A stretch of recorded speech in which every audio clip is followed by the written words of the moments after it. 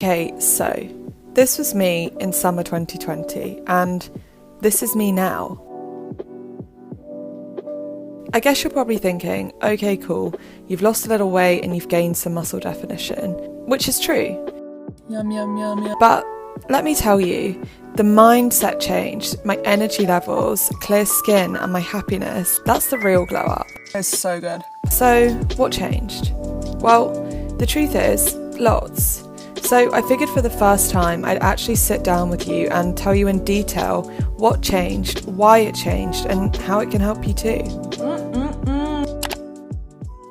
I am just going to dive straight into this by telling you, number one, there is more in your food than carbs, fat, and protein, aka your macros. Such a buzzword when it comes to talking about the gym, diet, exercise, weight loss, muscle gain, blah, blah, blah. All anybody seems to talk about is your macros. And if you had have asked me maybe like 2 or 3 years ago when I was training in the gym kind of 5 days a week, I would have also told you that I was following an if it fits your macros type of approach. I can't tell you how simplistic and problematic that approach is, in my opinion now. You could eat a diet of almost entirely processed foods and still fulfill your macronutrient goals. But that is so far from a healthy, holistic, balanced approach. I think a lot of people, including me, used to think I was having a balanced diet because I got a good split of carbs, protein, and fats.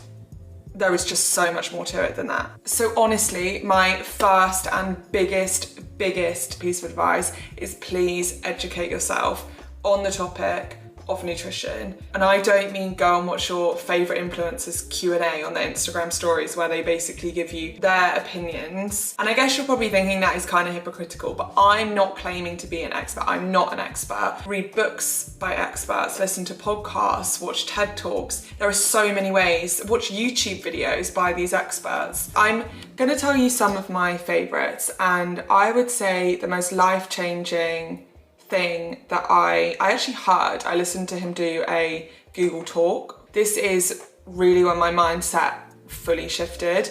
It's a guy called Michael Greger, I want to say.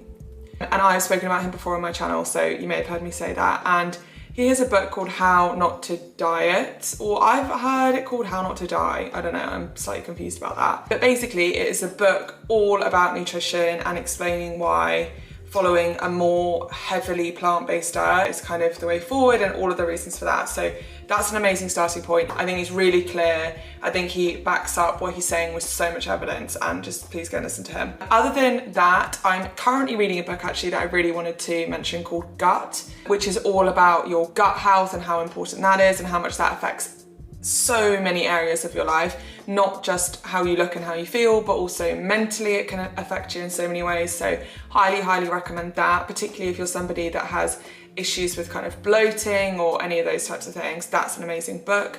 And then if you want kind of more easily digestible and more diverse sort of information, I always talk about the Deliciously Ella podcast because she gets such amazing expert guest speakers on, and they talk about everything from nutrition, exercise, mental health, so many different things. So cannot recommend Deliciously Ella's podcast more.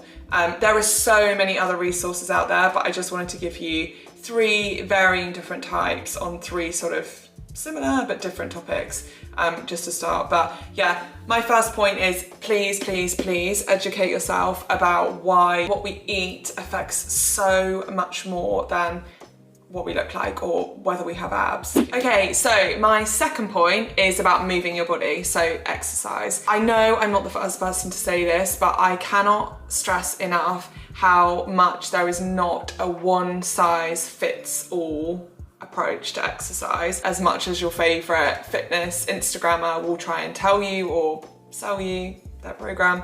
There is not a one size fits all approach. You don't need to be doing HIIT 5 times a week. You don't need a heavy weight training split 6 days a week. You don't need to do hot yoga or running, or there's no prescribed way of doing exercise that is more effective or better than another. You need to find the type of exercise that A, you enjoy, and B, is sustainable for you. So for me, I've tried all of those things above, I've tried. For actually years, for a good 3, 4, probably 5 years, I had like a really strict, a lot of the time, gym split. So I would train lower body twice a week, upper body once a week, etc, etc. I basically just burnt out. I literally just burnt out. And I got to the point where I resented the gym. I hated going. I had massive guilt if I wasn't going. I really believed that if I didn't go and do the exact same split that I'd been doing for the last 3 years, that I would lose all of my progress, that I would gain weight, I would lose all my muscle.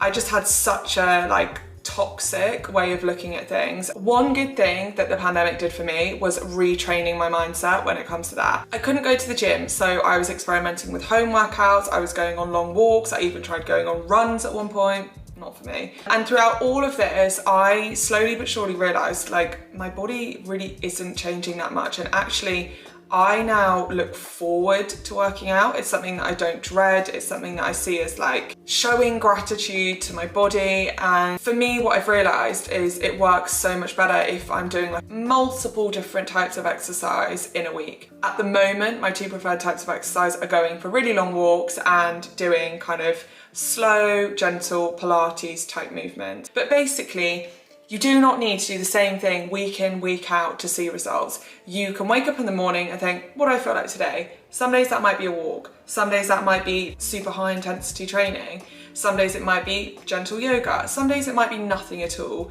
And honestly, as long as you are keeping your body moving most days of the week, you're not gonna go wrong. Okay, so my next point, I want to talk about substitutes. And no, this is not the part of the video where I tell you to drink Diet Coke instead of full fat Coke, or instead of having homemade banana bread, have a fiber 1 bar, or whatever those things are that everybody talks about. I'm basically about to tell you pretty much the opposite. I personally don't buy anything that's labeled low fat, light, diet. The reason is because 9 times out of 10, the chemicals that they have added into that food so that it still tastes good without the sugar or without the fat are doing you so much more harm than the sugar or the fat. Possibly they won't even aid your goals of weight loss or muscle gain or whatever it is that you're looking for. So let me tell you about my kind of substitutes. My kind of substitutes are lentil pasta, pea pasta, chickpea pasta instead of white pasta, rye bread instead of white bread, dark chocolate in replacement of dairy milk. They're my kind of substitutes. And they're the kind of substitutes that I would recommend. Not all the time. Do I still eat white pasta?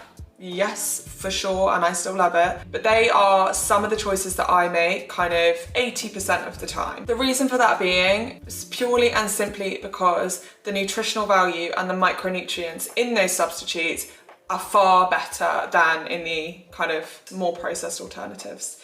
So when it comes to substitutes, do I believe in them? Yes. Do I believe in diet things, light things, half fat things? 9 times out of 10, they're probably doing you more harm than good, in my opinion. Let's talk about home cooked meals. Your girl here is not the best or the most enthusiastic cook. So if you're in the same boat, then I feel you. For me, cooking used to feel like so much effort, and because I wasn't very good at it, the end product just wasn't worth the effort. So I honestly used to be that girl getting delivery genuinely 5 nights a week. So over the last 12 months or however long COVID's been going on for now, one of the best things that I've done is take more time to try and learn new recipes and basically just teach myself to cook. And I've literally just done this through buying recipe books. I have Deliciously Ella's recipe books. I think they're really good because they're not just yummy, but they're like really, really healthy. She only uses like really whole ingredients. So big fan of her. She's also got a really cool app, which I've spoken about before, that has all the recipes on there. And I think it's literally, this is not an ad, it's genuinely helped me. I think it's literally like 99p a month, so maybe check out her app. The reason why learning to cook is so key is because eating home cooked food is always going to be the best option if you're looking to manage your weight in some way or achieve some kind of goal. The reason for that being is that you actually know what is in your food, and I'm not the first person to say this, so I'm not going to talk about this for too long, but when you eat out, you have no idea what they've added into that food to try and boost the flavour. So unless you're ordering from somewhere that's like an organic whole foods place, it really is better to make your own food at home. Plus the fact, like, you don't have any issues where they put like some gross bit of pickle or something that we're just not into in there.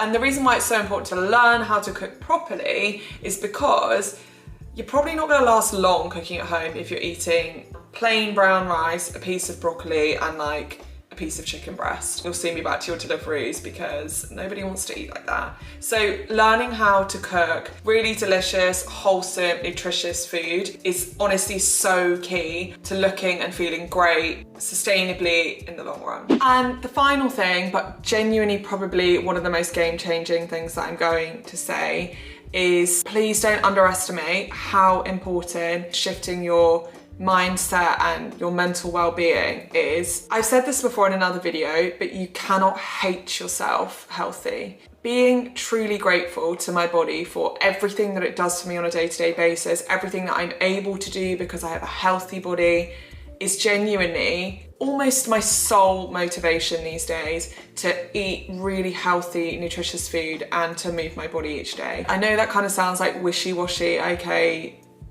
whatever. But I don't know about you, but I want to live a long, healthy, happy life. And what we put into our bodies and how we choose to move or not move our bodies on a daily basis has such an enormous, enormous impact on that. In line with this, one thing that I really, really want to impress upon you is please listen to your body. Our bodies are so complex and so amazing, and they have evolved over thousands and thousands and probably millions, I don't know, you guys not the best of history, of years to keep us alive and keep us healthy. So you can't and you shouldn't try to outsmart, trick, or ignore your body. If you're hungry, please eat. That is your body telling you that you need fuel to be able to go about your day and carry on and live a healthy, full life. If every single time you eat a meal, you're getting like really painful, big kind of bloating, please, rather than punishing yourself and thinking that you've just eaten too much or that you shouldn't eat certain types of food or whatever it might be, please see an expert and get their opinion, because the chances are you might possibly have an intolerance or an allergy or some reason why your body is reacting in that way. If you're feeling lethargic or your skin is breaking out, it could be your body trying to say like, hey, something's off here, something's up, we're lacking something, or we're getting too much of something that we shouldn't be getting. Anything our body does, whether it's bloating, whether it's our tummy's rumbling, it's trying to tell us something, and please just don't ignore that. So that's kind of everything that I wanted to talk about today. Next time you're looking in the mirror and you're thinking, I hate this aspect of my body, I don't like that aspect of my body, just take the time to genuinely appreciate everything that your body does for you outside of what it looks like. And I probably would have just thought whatever if I'd heard that a couple of years ago, but that it has been fundamental in, I guess, just repairing and improving my relationship with diet and exercise and my own body. Anyway, I really, really, really hope that you found that helpful, and I hope it's just given you a few new ideas and maybe a different outlook on how you should be approaching the whole topic of diet, weight loss, muscle gain, exercise, and all of those things. And I have a huge sandwich to eat now. By the way, sorry if you got to this point. It's half eaten, so it's kind of gross. Look at this. Oh yeah. It's like some asparagus thing. Bye guys, see you in the next one.